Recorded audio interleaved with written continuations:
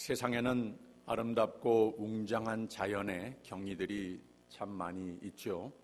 그 중에 유명한 폭포들이 있는데 하도 웅장하고 아름다워서 많은 사람은 휴가의 시간을 내서 큰 돈을 들여서 가보곤 합니다. 그 중에 남미에 이과수 폭포가 있고 아프리카의 빅토리아 폭포, 그리고 미국과 캐나다 사이에 나이아가라 폭포가 있지 않습니까? 그 웅장하고 세계의 가장 대표적이고 멋진 자연의 경이로 멋진 폭포를 이뤘는데, 그 폭포까지 흐른 강물에 대해서는 우리가 잘 모릅니다. 그 강의 이름에 대해서는 잘 모릅니다. 근데 그 강 줄기가 평탄하게 흐를 때는 잘 모르는데, 절벽을 만나서 그 아래로 쏟아지는 장관이 펼쳐질 때 세계의 가장 유명한 뛰어나게 아름다운 경치의 절경을 이루더라고 하는 말입니다. 언제 그랬는가? 절벽을 만났을 때 그랬다고 하는 말입니다. 세상에 가장 위대했던 인물들도 그들의 생애가 그랬습니다. 평탄한 인생을 살았던 사람보다는 남 모르는 큰 위기나 환난을 겪은 사람들이 그 위기를 만났기 때문에, 인생의 절벽을 만났기 때문에 그 환난 가운데에 사람이 가질 수 있는 위대한 용기와 의지와 노력으로 그 역경과 환난을 이겼던 이야기와 함께 위대한 인물로 역사의 한 장을 이룰 만큼 위대한 사람이 됐었던 것을 우리는 알고 있습니다. 즉, 위기가 있었기 때문에, 고난이 있었기 때문에 위대한 인물이 될 수 있었던 것이라고 하는 겁니다.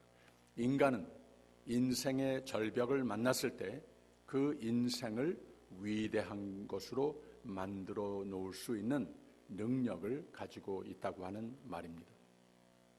예로 헬렌 켈러, 어린 나이에 볼 수도 들을 수도 말할 수도 없는 삼중고의 장애인이 됐는데, 가정교사 설리반 여사의 열렬한 교육과 자신의 의지와 노력으로 말을 배울 뿐만 아니라 대학까지 아주 우수한 성적으로 졸업을 했고, 나의 생애, 신념 가져라 라고 하는 책들을 내면서 어떤 장애라도, 어떤 세상의 장애물이라도 정상인과 똑같이, 아니 더 큰 일이라도 해낼 수 있다라고 하는 신념을 심어주는 책들이 됐습니다. 세계 각처를 다니면서 연설도 했습니다. 상상할 수 없는 고통을 이길 정도가 아니라 이런 고통이 있었기 때문에 장애인과 비장애인에게 마저도 삶의 귀감이 된 인물이 됐습니다. 베토벤은 독일의 역사상 최고의 작곡가로 일컫는 위대한 인물 아닙니까? 할아버지, 아버지가 다 음악가였어서 어려서부터 뛰어난 음악적인 재질을 갖추고 있었습니다. 대단한 노력가로, 음악가로 오를 때까지 다 올랐다고 여겨졌습니다. 그런데 26살 때에 병으로 청각을 잃게 됩니다. 비관에 휩쓸려서 32살 때는 자살을 시도하기까지 했다고 합니다. 그러나 베토벤은 그 괴로움들을 결국 다 극복하고 힘차게 살아갔기 때문에 세세대대로 모든 사람에게 깊은 감동을 주는 대예술로 전해오고 있습니다. 그가 청각 장애인이 되고 난 후에 비관으로 인생의 절벽을 다 다다랐을 때에 이걸 이겨내고 그 후에 불후의 명곡 베토벤 9th Symphony, 교향곡 9번 합창을 작곡했다고 합니다. 자신은 육신의 귀로 듣지도 못할 때에 지어서 그 심포니를 한 번도 들어보지를 못했지만 가슴으로는 들을 줄 알아서 온 세상이 귀로가 아니라 그의 인생의 절벽 앞에서의 창출력으로 가슴으로 듣는 음악을 남겼습니다. 여러분, 닉 부이치치라고 하는 목사를 압니까? 이 지체 장애인인데 양팔과 다리가 없이 태어난 사람입니다. 얼마나 불행한 유년기를 보낸 인물인지 우리가 상상을 해볼 수 있겠죠. 그러나 그의 어머니의 사랑과 도움과 긍정적인 사고방식으로 잘 자라서 또 하나님이 그의 삶의 고난과 절망보다 더 큰 은혜로 채워주셔서 이걸 또 믿어서 그 다음에는 부르셔서 온 세계를 다니면서 복음을 전하고 그의 간증으로 누구에게나 큰 힘과 소망을 안겨주는 하나님의 종이 됐습니다. 이렇게 저나 여러분이 알고 있는 유명한 인물들이 수없이 많습니다. 그런데 그렇지 않습니까? 이 모두가 평온한 인생이 돼서가 아니라 남보다 많은 것을 손에 쥐고 태어나서가 아니라 모두가 나름대로 인생의 절벽 같은 장들이 있었기에 그랬을 때 절망이나 포기보다는 절벽을 만나서 이걸 잘 이겨냈기에 속에 있는 인생의 가능성을 누구보다 더 잘 활용을 해서 그 인생의 절벽을 멋진 폭포와 같이 멋진 인생으로 바꾸어 놓았다고 하는 말입니다. 이 신념이라고 하는 것은 가슴으로 믿는다라고 하는 문자 그대로의 뜻 아닙니까? 무언가를 굳게 믿는 마음이다라고 하는 뜻입니다. 인생의 절벽들을 아름답고 위대한 인생으로 바꾼 사람들의 모든 공통점들은 그들이 남다르게 가지고 있었던 고집했던 신념이었었다고 하는 겁니다. 거기다가 어떤 제목을 갖다 붙이건 신념은 평범한 인생을 대단한 업적을 창출해내는 능력이 되는 겁니다. 누구나 사람으로 태어나서 같은 가능성을 가지고 태어났는데 많은 사람은 자신의 풀 포텐셜, 즉 하나님이 지으신 모든 위대한 기적을 이루게 하는 가능성을 현실화하지 못한 채 인생을 살아가는 경우가 참 많습니다. 그런데 성경을 보면 이 하나님이 부여하신 위대한 가능성을 현실화해서 역사의 주인공들이 되는 위대한 생애가 된 인물들을 우리는 알고 있습니다.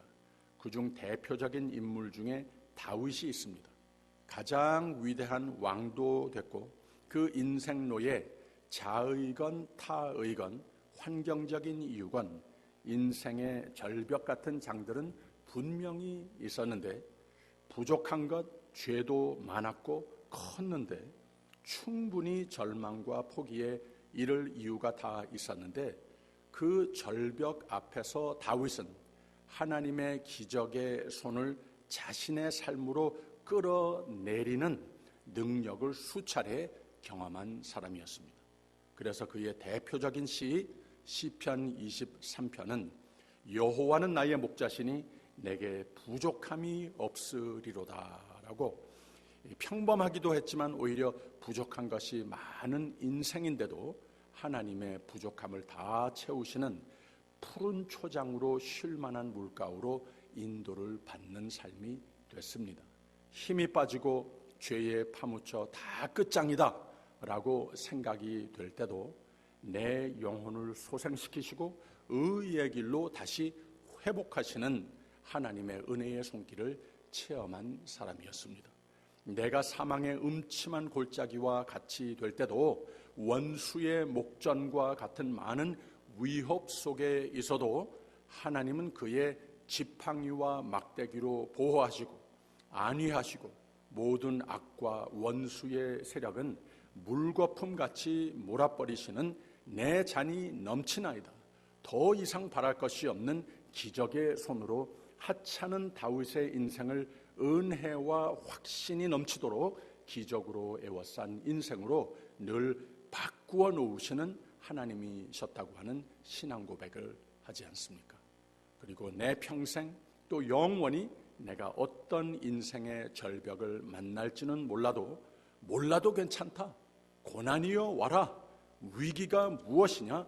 나는 하나님의 선하시고 인자하심의 손길을 정녕 나를 따르리니 라면서 지금도 영원히 하나님의 고난과 위기보다 더 크신 하나님의 은혜에 사랑에 보호에 나는 믿고 의지한다 라고 자신의 신념을 선포하며 노래한 시가 시편 23편입니다. 오늘 말씀 시편 46편은 고라 자손의 시라고 제목이 붙어 있습니다. 고라 자손은 성전 성가대를 이룬 가문입니다. 솔로몬의 몰락 후에 나라가 두 왕국으로 분열되면서 몇 세대가 지난 후에 유다 왕국의 히스기야 왕 시대에 남왕국 유다가 아수르 대군의 침입을 당합니다. 하나님은 그의 구원의 손으로 아수르를 섬멸시키십니다. 바로 이 하나님의 능력과 신실하심을 배경 삼아서 고라 자손은 이 찬송을 짓게 된 것이고, 시의 구조가 짧으면서도 문학적으로 뛰어난 하나님에 대한 신앙 고백적 표현력을 담고 있어서 이스라엘 민족들은 큰 전쟁을 이루기 전에, 이후로도 역사 속에 큰 전쟁을 치르기 전에 흔히 불러졌던 찬송가로 알려져 있습니다. 어느 세대나 하나님 사람들이 전쟁과 같은 생의 도전을 부딪혔을 때 큰 위로가 되는 시가 됩니다. 오늘 말씀 1절부터 3절 다시, 하나님은 우리의 피난처시요 힘이시니 환난 중에 만날 큰 도움이시라. 그러므로 땅이 변하든지 산이 흔들려 바다 가운데 빠지든지 바닷물이 흉영하고 뛰놀든지 그것이 넘침으로 산이 요동할지라도 우리는 두려워 아니하리로다 그랬습니다. 어려움의 인생의 절벽 앞에 인간의 평강은 오직 하나님 그분 자신에게만 근거를 두는 신앙 고백서입니다. 두 가지입니다. 세상에 사는 가운데에 모든 것이 변할 수 있다고 하는 겁니다. 환난으로 우리의 인생이 덮칠 수도 있다고 하는 말입니다. 인생의 절벽을 만날 때도 분명히 있다고 하는 말입니다. 땅도 변하고 산이 바닷속으로 없어지고 바닷물이 풍랑이나 해일같이 일어서 높은 지상까지 덮어도 그러나 우리는 두려워하지 않는다고 하는 말입니다. 근데 왜 그런가? 하나님이 피난처이시라고 하는 겁니다. 하나님이 힘이시라고 하는 고백을 하고 있습니다. 하나님이 큰 도움이시라고 말합니다. 세상은 변해도 우리의 피난처가 되시는 하나님, 힘이 되시는 하나님, 우리의 큰 도움이 되시는 하나님은 변하지 않으신다고 하는 말입니다. 요사이는 어느 때보다도 참 바하마 태풍으로 인한 큰 피해가 있었고, 또 지금 현재는 텍사스에도 홍수가 있어서 많은 고생들을 하고 있습니다.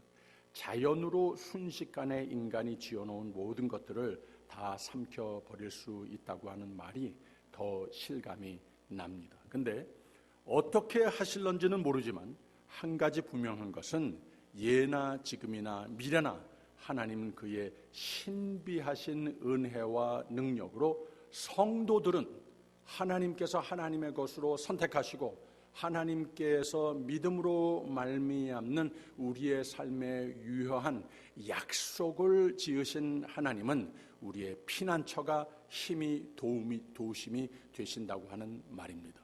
이 말은 과거에도 이렇게 믿었더니 하나님께서 능력으로 신실하심으로 개입하셨던 것을, 이것도 어떻게는 잘 모르겠지만 어쨌든 신비하게도 피난처 힘, 도움이 꼭 되시는 하나님이시라고 하는 말입니다.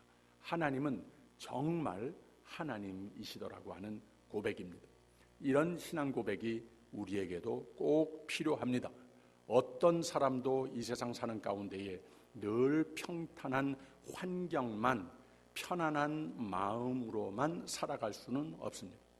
환난을 만나면 당황했다가 그 다음에는 주로 비관적인 마음이 자리를 잡습니다. 그 다음에는 본의 아니게 하나님 사람답지 않게 절망을 하기도 하고 쉽게 이것저것 포기도 하고 그럽니다.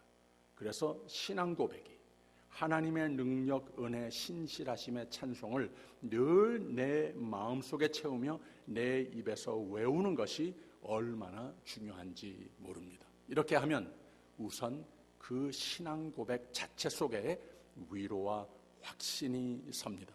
4절에 보면 한 시내가 있어 나뉘어 흘러 하나님의 성 곧 지극히 높으신 자의 장막의 성소를 기쁘게 하도다라고 그랬습니다.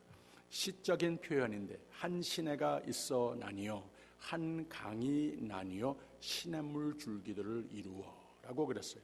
하나님의 성, City of God이라고 하는 말입니다.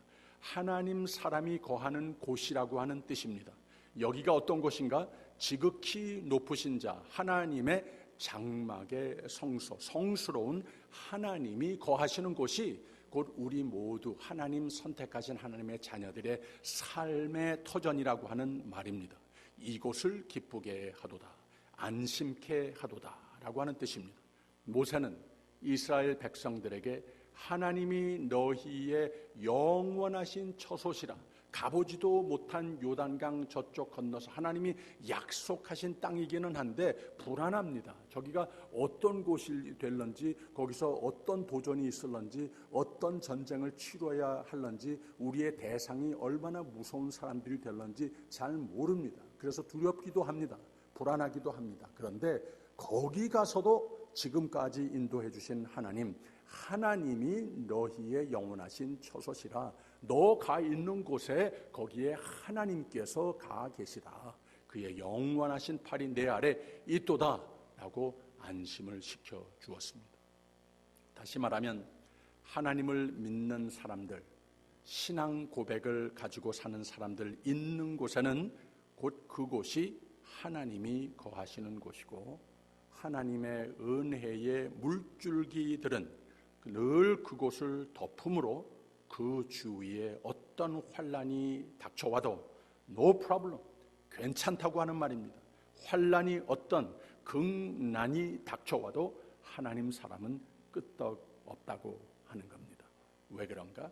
하나님이 거기 같이 계시기 때문에 그렇다고 하는 말입니다. 할렐루야. 승리의 인생은 그 삶 속에 하나님이 주인 되시고 하나님이 내 집 삼아 함께 하시는 삶이면 다 괜찮다고 하는 말입니다. 5절에는 하나님이 그 성 중에 거하시며 성이 요동치 아니할 것이라, 새벽에 하나님이 도우시리로다 라고 하는 말을 했습니다. 이 새벽이라고 하는 말을 했는데, 새벽이 어떤 때입니까? 어두울 때입니다. 대낮이 아닙니다. 그리고 또 그 어두움이 오래 지연된 그런 시간을 새벽이라고 말하지 않습니까? 이스라엘 민족의 하루의 개념 속에 신학을 나타내고 있습니다. 이스라엘 사람들은 하루의 개념이 우리와 같이 해가 뜰 때부터 해가 질 때까지를 하루로 생각을 하지 않고, 해가 지는 그 시간이 오후 늦ық해서 저녁이 시작이 되고 그 시간부터 점점 어두워지기 시작을 하는 그때가 하루의 시작으로 여깁니다. 그리고 24시간 지나서 다시 해가 질 때까지가 하루의 개념입니다. 그래서 그 도중에, 하루 도중에 가장 어둡고 점점 더 어두워질 때도 있다가, 그러나 그 가운데에 그 하루 속에 어둠이 분명히 있지만 반드시 해는 돋는다 하는 그런 신앙을 가지고 있다고 하는 겁니다.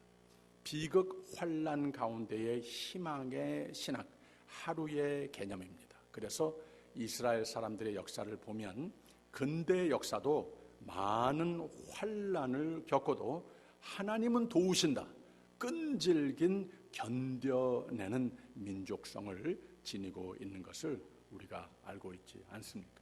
왜 그런가? 다시 3절에 바닷물이 흉용하고 뛰놀든지 그것이 넘침으로 산이 요동할지라도 우리는 두려워 아니하리로다. 그리고 하나님이 그 성 중에 거하심에 성이 요동치 아니할 것이라, 새벽에 하나님이 도우시리로다 그랬습니다. 이게 곧 하나님 사람들이 지닐 수 있는 지녀야 할 믿음의 내용입니다. 우리의 신앙입니다. 여러분들은 힘든 일이 생기면 무슨 일을 하십니까? 여러분은 이 믿음으로 끈질기셔서 모든 환난을 잘 견뎌내셔서 하나님께서 함께 거하시기 때문에 우리는 반드시 가정도 생업도 우리 자녀도 더욱이 우리 영광의 교회는 반드시 승리할 것이라고 하는 믿음을 지키시기를 주님의 이름으로 축원합니다. 6절에 가서는 이방이 환호하며 왕국이 동하였더니 저가 소리를 바라심에 땅이 녹았도다라고 그랬습니다. 세상의 강대한 국가들 민족들이 환난 가운데에는 쉽게들 다 무너져도 7절에 가서 만군의 여호와께서 우리와 함께 하시니 야곱의 하나님은 우리의 피난처시로다 그랬습니다. 우리는 아니라고 하는 겁니다. 하나님은 우리의 피난처이시로다. 8절과 9절 보면 와서 여호와의 행적을 볼지어다 땅을 황무케 하셨도다 그랬습니다. 와서 보라고 하는 말입니다. 사람이 무엇이냐, 군대가 무엇이냐, 무기가 무엇이냐, 고난과 역경이 무엇이냐, 이 모든 것 믿는 사람, 신앙 고백으로 사는 자들에게는 아무것도 아니라고 하는 말입니다. 10절에 하나님의 음성을 듣습니다. 이르시기를 너희는 가만히 있어 내가 하나님 됨을 알지어다 내가 열방과 세계 중에서 높임을 받으리라 하시도다 그랬습니까? 이게 무슨 말입니까? 믿음을 고집하면 환난 앞에서도 신앙 고백으로 견뎌내면 무슨 일이 생기는 것인가? 하나님의 음성을 듣는다고 하는 말입니다. 그 음성은 내가 하나님 됨을 알지어다.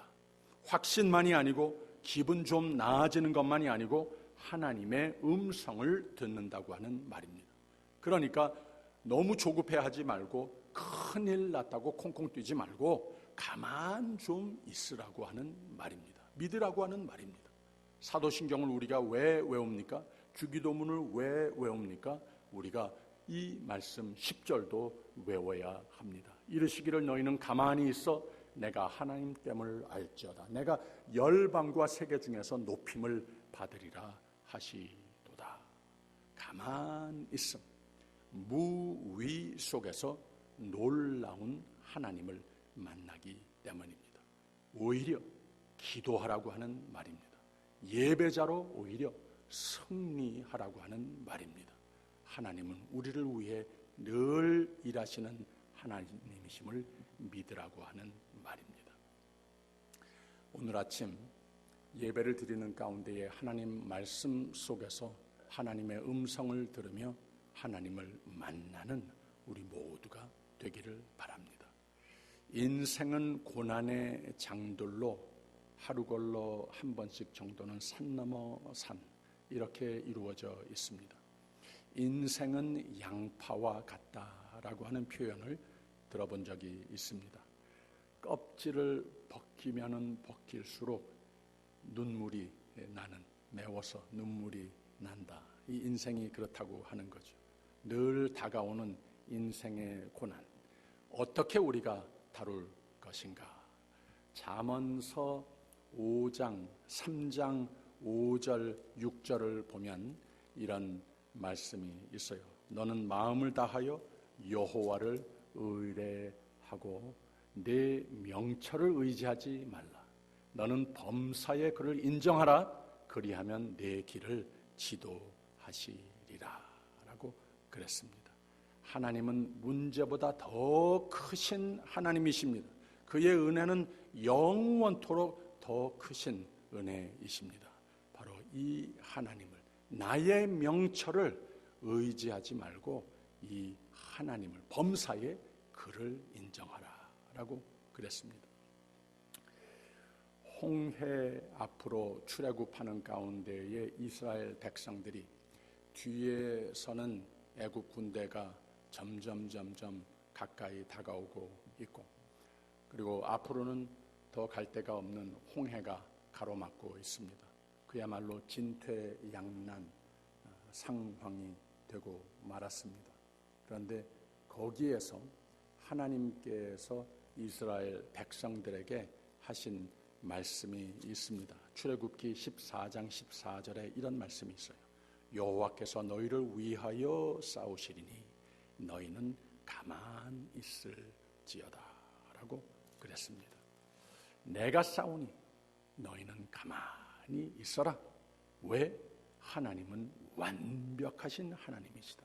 하나님은 여호와 니시, 승리의 하나님이심을 믿어라. 어제 새벽 예배 말씀에는 출애굽기 6장 말씀을 했어요.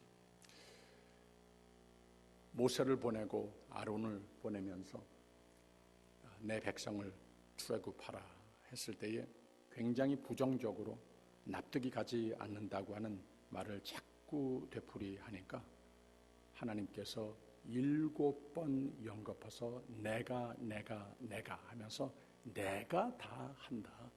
내가 너를 부른 이유는 너 보고 혼자 가서 알아서 무엇을 내 힘을 가지고 하라고 보내는 것이 아니고 내가 하는 모든 일에 그 손의 공구로 그저 들리우는 사람이 되라. 이렇게 부를 뿐이지 내가 다 하는 것이다. 하나님을 그냥 절대적으로 믿고 나가라 했을 때에 모세와 아론은 그 말씀을 믿고 순종했다고 했습니다. 그때에 이 하나님을 절대적으로 하나님이 다 하신다. 하나님이 우리의 두려움, 우리가 만날 모든 어려움, 고난, 환난들 이거보다 영원토록 더 크신 하나님이시라고 하는 것을 믿고 하나님께서 나에게 부탁하는 일을 그저 믿고 순종하는 삶이 됐을 때에 바로 그때부터 10가지 재앙으로 하나님께서 기적 애프터 기적, 기적으로서 하나님의 백성을 다 구출하시는 것을, 출애굽하시는 것을 우리가 보지 않았습니까? 요한 1서 5장 4절에는 이런 말씀이 있어요. 대저 하나님께로서 난 자마다 세상을 이기느니라. 세상을 이긴 이김은 이것이니 우리의 믿음이니라 라고 그랬습니다. 하나님이 다 하신다고 하는 것을 그저 믿으면 된다고 하는 말입니다. 저는 목회하면서 이 2가지의 사람들을 보게 됐습니다. 한 부류의 사람들은 어떤 어려움을 만났을 때에 늘 걱정이 앞서고 근심에 깊이 빠지는 것을 보게 됩니다. 초조해하고 심신으로 불안해하는 모습들을 봅니다. 그런데 내가 가진 것 없지만 내가 힘이 부족하고 늘 모든 것이 부족하지만 늘 상황, 형편, 여건 상관없이 많건 적건 건강 자신 있을 때건 아니건 주위에 나 도울 사람이 많건 없건 늘 그 얼굴이 태평하고 평화스러운 모습들을 또 봅니다. 왜 그런가? 믿음이 있어서, 믿음이 있는 사람들이었어서 그렇습니다. 하나님의 말씀으로 약속하신 것을 잘 믿되 조건적이 아니고 절대적으로 믿는 믿음이 있는 사람들이 이렇게 다르더라고 하는 말입니다. 제가 지난주에 우리 사랑하는 믿음의 공동체의 어머니 홍순례 권사님 장례 모든 집회들을 인도했습니다. 금요일에는 발인 예배를 드리면서 제가 자녀들에게 이런 말을 했습니다. 어머니, 할머니가 만약에 시를 적으셨다면은 시편 121편 시와 같은 그런 신앙 고백을 하시지 않았을까? 이렇게 제가 말씀을 나눴습니다. 내가 산을 향하여 눈을 들리라. 나의 도움이 어디서 올꼬? 나의 도움이 천지를 지으신 여호와에게서로다. 여호와께서 너를 지켜 모든 환난을 면케 하시며 내 영혼을 지키시리로다. 여호와께서 너의 출입을 지금부터 영원까지 지키시리로다. 이 신앙 고백이 너무나도 확실하게 그 마음에 자리 잡고 있는 분이 당신들의 어머니, 할머니였습니다 라고 말을 했습니다. 홍순례 권사님은 몸의 체구가 보통 사람들의 반 정도밖에 안 되는 아주 작은 분이었습니다. 그리고 아프실 때에는 점점 더 작아지시더니 원래 모습보다 또 반쪽 모습이 됐습니다. 근데 저는 단 한 번도 권사님을 신방할 때에 얼굴을 찌푸리시거나 입으로 불평하거나 두려움 말하시는 것을 보지 못했습니다.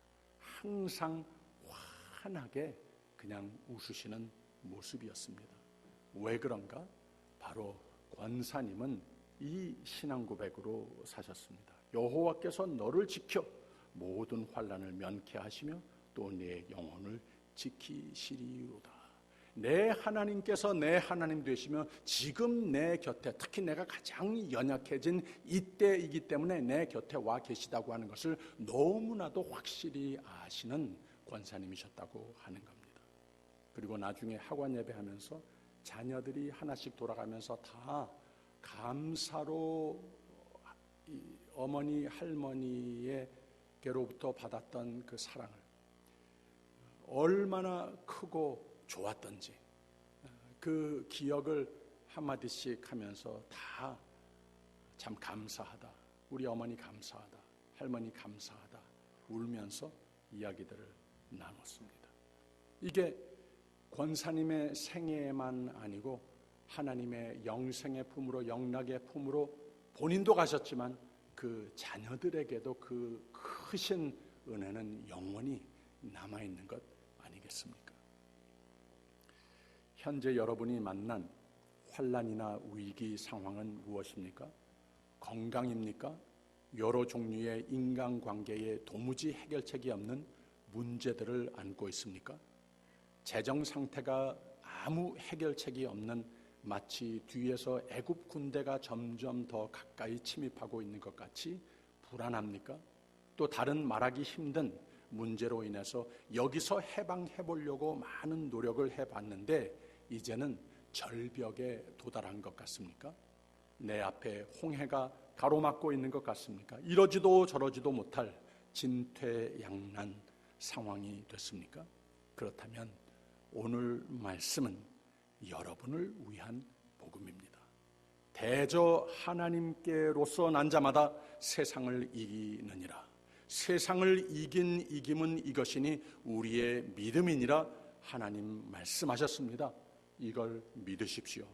하나님은 우리의 피난처시오 힘이시니 환난 중에 만날 큰 도움이시라. 하나님이 도우시니 다 이긴다.